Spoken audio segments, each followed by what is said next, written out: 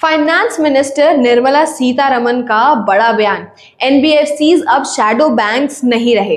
NBFC conclave में finance minister Nirmala Sitharaman ने कहा कि NBFCs non banking financial companies अब सिर्फ शैडो बैंक्स नहीं हैं, बल्कि सिस्टमैटिकली इंपॉर्टेंट एंटिटीज बन चुके हैं जो इंडिया के फाइनेंशियल सिस्टम में एक अहम भूमिका निभा रहे हैं।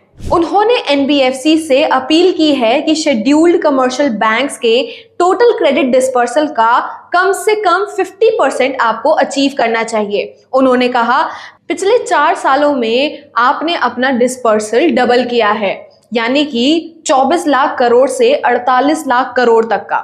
जब आपने इतना कर लिया तो अब ये गोल भी पूरा हो सकता है।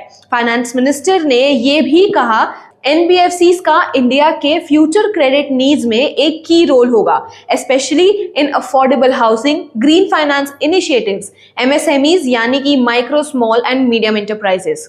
उन्होंने कहा कि एनबीएफसीज का सबसे बड़ा स्ट्रेंथ है उनका वाइड रीच, जो उन्हें रिमोट और अंडरसर्व्ड एरियाज तक ले जाता है, जहां ट्रेडिशनल बैंक्स काफी लिमिट में काम करते हैं। फाइनेंस मिनिस्टर का विजन 2047 तक के लिए क्लियर है।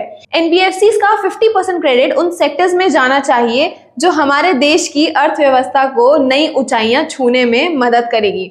उन्होंने ये भी कहा कि एनबीएफसीज अब शैडो बैंक्स नहीं रहे, उनके ऊपर जो स्ट्रॉन्गर रेगुलेशंस और ओवरसाइट्स हैं वो उनकी इंपॉर्टेंस को दिखाता है, not just in finance but in broader economy.